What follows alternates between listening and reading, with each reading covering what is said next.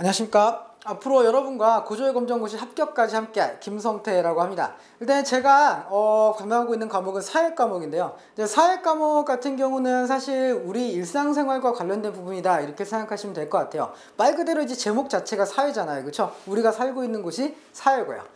근데 다만 그래서 이제 사회가 어렵다고 느끼시는 분들은 별로 없는데 다만 좀 문제가 되는 건 어떤 거냐면요.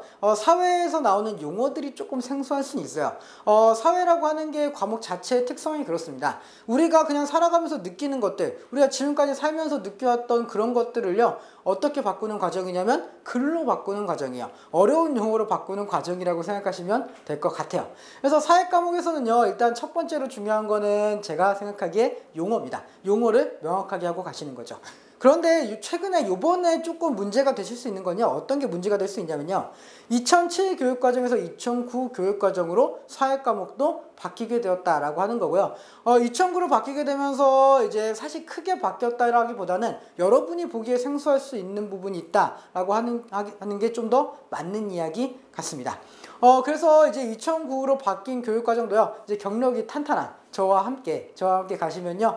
크게 문제없이 준비하실 수 있을 거라고 생각을 합니다. 그래서 2007에서 2009로 어떤 내용들이 바뀌고 그리고 어떻게 앞으로 공부해야 될지 잠시 후에 저랑 이제 칠판에서 함께 하도록 하겠습니다. 이제 그래서 2009 교육과정으로 바뀌게 될 이제 사회 과목은요, 이제 어떻게 바뀌게 되는가 이제 저랑 함께 좀 보실 건데요. 일단은 2007 교육과정이 어떻게 구성되어 있나 이것부터 먼저 좀 볼게요. 2007 교육과정은요, 이제 10단원으로 구성되어 있었어요. 단원이 굉장히 많은 편이었죠. 10개 단원 정도면요, 거의 웬만한 교과랑 거의 비슷한 수준. 그래서 쉽다라고 하기 힘든 그런 교과라고 생각하시면 돼요. 10단원이면 굉장히 많은 부분을 차지했었고요. 그 중에서 이제 50% 정도를 차지했던 게 지리 부분입니다. 지리가 약 5단원 정도를 차지했었고요.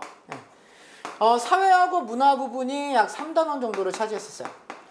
그리고 경제가 2단원 정도를 차지했었습니다. 이 중에서 그럼 가장 어려운 부분은 어디였냐? 경제 부분이었죠. 경제 부분이 2단원밖에 안 되지만요. 난이도는 가장 높은 부분이었다. 이렇게 생각하시면 될 것 같아요. 그리고 지리는 이제 5단원으로 이제 구성이 되면서요. 분량 자체가 가장 많은 부분이었다. 이렇게 생각하시면 될 것 같고요. 그나마 이제 사회나 문화 같은 경우는 3단원으로 구성되어 있지만 여기는 조금 여러분이 이제 쉬면서 공부하실 수 있는 그 정도 수준의 문제가 나왔었다 이렇게 생각하시면 될 것 같습니다. 그런데 이제 2009 교육과정으로 바뀌게 되면서요. 일단 단원 수가 확 줄었어요. 단원 수가 대단원이 5단원으로 줄었습니다. 굉장히 많이 줄은 거죠. 그렇죠? 굉장히 많이 줄은 거죠. 하지만 나오는 분야는요. 똑같아요. 사회문화 나오고요. 그리고 지리 나오고 경제가 나오게 됩니다. 그런데요. 여기서 조금 특징은요. 지리 부분이 조금 감소했어요. 지리 부분은 조금 감소했고요. 그리고 사회문화 부분이 조금 늘어납니다. 조금 늘어났고요. 경제 부분은 분량은 크게 차이 나진 않는데요. 조금 특이한 거는 지리랑 연계되는 부분이 조금 나왔다. 지리랑 경제가 좀 연계되는 부분이 소단원으로 하나, 대단원은 아니고요. 소단원으로 하나 정도, 그 정도 나왔었다라고 하는 거. 그래서 이 정도가 조금 변화의 큰 폭이다 이렇게 생각하시면 될 것 같아요. 그래서 그럼 2009 교육과정의 좀 단원을 보면요, 이렇게 5개 단원으로 구성이 되어 있어요. 사회를 바라보는 창, 그리고 공정성과 삶의 질, 그리고 합리적 선택과 삶, 그리고 환경 변화와 인간, 미래를 바라보는 창, 이렇게 4가지 단원으로 구성이 되어 있죠. 이 중에서 1단원과 2단원이 사회문화 쪽이다 이렇게 생각하시면 되겠고요. 합리적 선택과 삶 같은 경우는 경제와 관련된 부분이 되겠습니다. 그리고 환경 변화와 인간 그리고 미래를 바라보는 창은요, 지리에 해당하는 부분인데요. 이 지리 중에서요, 소단원 1개, 딱 소단원 1개가요, 이게 지리 플러스 경제가 들어가 있는 부분이에요. 그래서 딱 한 단원, 소단원 하나가 조금 이제 문제가 될 수 있는 부분이다 이렇게 생각하시면 될 것 같고요. 여기서 보시면 전체적으로 사회문화 분야가 늘었죠, 그죠? 거의 50% 가까이를 차지하고 있잖아요. 원래는 이제 딱 3단원 정도로 구성되어 있었는데 5단원 중에 2개 단원을 차지할 정도로 굉장히 많은 분야가 됐습니다. 그리고 경제는 여전히 20% 정도의 분량으로 출제가 되고 있고, 여기에 이제 소단원이 하나 더 들어갔으니까 조금 늘었다 이렇게 생각하면 되겠고요. 가장 특징은 지리가 생각보다 많이 늘었다라고 하는 거 보실 수 있죠, 그죠? 지리가 생각보다 많이 줄어들었다라고 하는 거 보실 수 있죠, 그죠? 원래는 절반 50%를 차지했었는데요, 거의 10% 이상이 깎아줬다 이렇게 생각하시면 될 것 같습니다. 그래서 이렇게 단원이 이렇게 구성이 됐는데 그럼 내용은 얼마나 바뀌었냐? 내용은 얼마나 바뀌었냐라고 하는 게 제일 궁금하시겠죠, 그죠? 그래서 내용은요, 솔직히 말씀드리겠습니다. 큰 변화는 없어요. 크게 엄청나게 많은 변화는 없고요. 용어의 차이, 용어가 조금 변한 게 있어요. 용어가 조금 변한 게 있고요. 그리고 중요도의 변화가 조금 변했어요. 그래서요, 2007 교육과정 때를 정말 많이 공부하셨다. 나는 더 이상 공부할 게 없을 정도로 많이 공부하셨다 라고 한다면요, 2009 교육과정도 문제가 없습니다. 근데 그렇지 않다라고 한다면요, 2007 교육과정과 2009 교육과정은 조금 접근 방법이 달라야 한다라고 하는 거예요. 왜냐하면 중요도가 달라졌기 때문이죠. 중요도가 달라졌기 때문에 빠진 것도 있고요, 늘어난 것도 있단 말이에요. 그래서 늘어난 것 같은 경우는 조금 더 강조되는 부분이란 얘기죠, 그렇죠? 그래서 그런 데 좀 집중하는 거. 그리고 그런 거를 또 확인하려면요, 당연히 저 같은 이제 전문가들이 해야 되지 않겠습니까? 그죠? 여러분은 제가 분석해 드리는 걸 듣고요, 공부를 하시고 합격까지 가시면 되는 거예요. 그러면은 이제 내용은 크게 변하지 않았다. 다만 단원이 좀 많이 줄었고 중요도가 바뀌었다. 이런 얘기가 이제 결론이 되겠고요. 그러면은 이제 앞으로 사회 과목 어떻게 공부해야 될까? 이런 게 제일 궁금하시겠죠?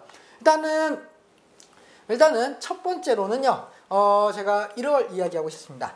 이해를 기반으로 해서요, 암기하셔야 됩니다. 그래서 두 가지를 같이 하셔야 돼요. 어떤 분은 참 이해를 많이 강조하시고요, 어떤 분은 암기를 참 많이 강조하십니다. 그런데 사실 여러분은요, 두 개를 다 하셔야 돼요. 두 개를 다 하셔야 돼요. 물론 암기를 해야 점수가 나와요. 암기만 해도 점수가 나오기도 합니다. 그런데요, 암기만 하는 거는 효율적이지 못합니다. 효율적이지 못해요. 굉장히 비효율적이다는 거죠.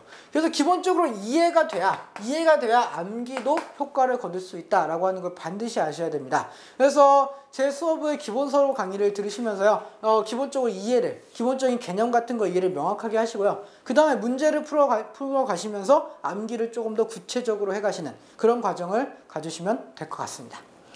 그리고 두 번째는요, 꼭 부탁드리고 싶은 겁니다. 사실 뭐 이해를 통한 암기 이런 건 너무 당연한 얘기고요. 두 번째는 제가 정말 부탁드리고 싶은 거예요. 이 기출문제 분석입니다. 기출문제는요, 여러분이 만날 수 있는 문제 중에 가장 좋은 문제입니다. 어떤 문제를 가져오시더라도, 제가 심지어 내더라고요. 제가 아무리 열심히 문제를 내더라도요, 고졸검정고시에서는 고졸검정고시 기출문제만큼 좋은 문제는 존재할 수가 없어요. 왜냐면요, 제가 아무리 퀄리티 있는 문제를 낸다고 해도요, 그게 시험에 출제되는 게 아니거든요. 우리 솔직하게 얘기합시다. 그죠? 우리 솔직하게 얘기하면요, 우리의 목적은 뭐예요? 합격을 하는 거잖아요. 합격을 하는 거는요, 좋은 문제를 풀어서 내 공부를 잘하겠다, 이거를 넘어서 뭘 해야 되는 거예요? 시험 문제를 맞추고 합격을 해야 되는 거잖아요. 그러면 실제 시험 문제에 나왔던 게 중요할까요? 아니면 퀄리티 있고 뭔가 의미 있는 문제가 중요할까요? 당연히 시험에 나왔던 문제가 되겠죠. 그렇죠? 그래서 기출문제는 반드시 분석하셔야 됩니다. 기출문제를 한 번도 풀어보지 않고 시험장에 들어가신다. 제가 생각하기에는요, 그거는 기본이 안 되고 가시는 거나 마찬가지라고 생각을 해요. 그래서 이해를 통한 암기하셔서 개념 명확히 하시고요. 그렇죠? 문제는 기출문제를 기본으로 하시는 겁니다. 기출문제를 기본으로 하시고 나서 그 다음에 다른 문제 풀어보시는 게 더 좋아요. 그리고 기출문제 분석을요, 저는 확실하게 할 겁니다. 확실하게 할 거고요, 기출문제만큼 좋은 문제가 없다라고 하는 걸 증명해 드리도록 하겠습니다. 그리고 이제 마지막으로 기출문제 분석까지 끝났으면요, 많은 문제를 풀어보시는 겁니다. 제가 항상 문제를 많이 풀어보세요 이렇게 얘기하거든요. 개념을 이해하는 건 굉장히 중요합니다. 개념을 이해하고 그거를 공부하시는 건 굉장히 중요해요. 그거는 문제를 푸는 재료가 됩니다. 그래서 이해를 기반으로 하는 암기는요, 문제를 푸는 재료라고요. 문제 푸는 재료입니다. 말 그대로 재료에 해당해요. 재료. 그쵸? 이 재료를 가지고 뭘 만드셔야 돼요, 여러분은? 이 재료를 가지고 결과를 만드셔야 되잖아요. 그쵸? 그럼 이 결과를 만드는 가장 중요한 과정은 바로 문제풀이입니다. 그래서 문제풀이는 뭘로 이어진다고요? 결과로 이어진다고요. 네. 재료만 가지고 결과가 이어지지 않아요. 그쵸? 이 재료를 얼마나 맛있게 만드는 과정이 필요한 거죠. 그쵸? 그래서 이 재료를 가지고 뭘 만드는 과정, 결과를 만드는 과정인 문제풀이, 이게 아주 중요하다라고 하는 겁니다. 그래서 많은 문제를 풀어보실 수 있으면 고득점 할 수 있는 가능성이 점점 높아진다, 이렇게 생각하시면 될 것 같습니다. 그래서 이렇게 세 가지를 제가 이렇게 말하는 건 되게 쉽죠. 그죠? 말하는 게 되게 쉬운데 직접 그 실행에 옮기시는 건 굉장히 어려울 것 같아요. 그래서 기본서부터 해서요 문제풀이까지, 그래서 직전 대비까지 해서 저랑 같이 쭉 이어가시게 되면요, 그죠? 이런 것들 자연스럽게 하실 수 있게 되고요. 자연스럽게 여러분이 저랑 함께 하시면서 자연스럽게 이 과정 다 거치시고 여러분의 실력이 쭉쭉 올라가실 수 있게 될 겁니다. 그리고 시험장에서는요 당연히 웃으실 수 있게 될 거고요. 그래서요 이제 앞으로 진짜 수업 시간에서 뵙도록 하겠습니다. 감사합니다.